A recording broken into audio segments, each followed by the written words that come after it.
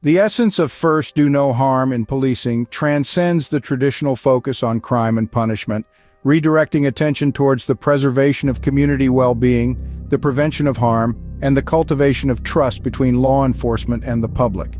It necessitates a fundamental shift in perspective, from viewing law enforcement solely as a means of maintaining order through authority and control, to envisioning it as a compassionate service dedicated to the welfare and safety of all individuals, particularly the most vulnerable. Standards based on the principle of compassion in policing involve setting clear, non-negotiable benchmarks for behavior and attitudes. Officers who fail to meet these standards will be deemed unsuitable for service. Here's a detailed approach to establishing and applying these standards. If the actions of the disqualified officer constitute a criminal offense, such as instances of unlawful violence, fraud, or corruption, an investigation for criminal prosecution must be conducted.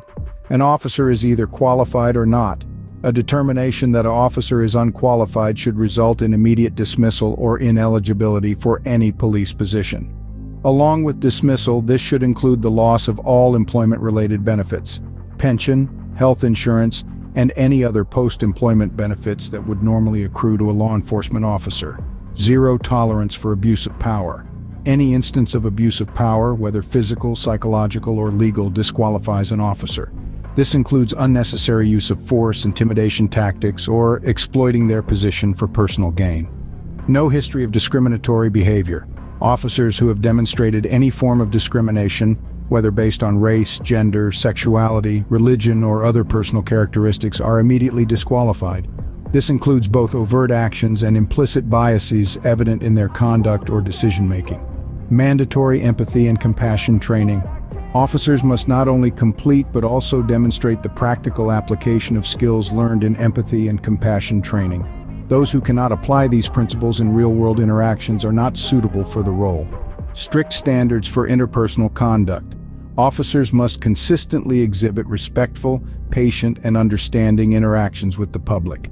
Any history of complaints regarding disrespectful or aggressive behavior results in disqualification. Evidence of positive community engagement. Officers must have a demonstrable history of positive, proactive engagement with the communities they serve. Lack of community involvement or negative feedback from community members is grounds for exclusion. Accountability and transparency. Officers must show a consistent track record of being accountable for their actions and transparent in their duties. Any attempts to obscure or alter reports, misuse body cameras, or withhold information lead to immediate disqualification. Psychological evaluations focused on compassion. Psychological assessments specifically designed to evaluate an officer's capacity for compassion, understanding, and empathy are mandatory. Those who do not meet the set psychological criteria for compassion-based service must be excluded. No tolerance for excessive force. Use of force must always be the last resort and only in proportion to the threat encountered. Any history of excessive or unwarranted use of force results in immediate disqualification. Mandatory de-escalation success. Officers must have a proven record of successfully de-escalating tense or potentially violent situations. Failure to de-escalate where it was clearly possible is grounds for exclusion. Regular reassessment. Officers are not only assessed once but undergo regular reassessments to ensure ongoing compliance with these strict standards.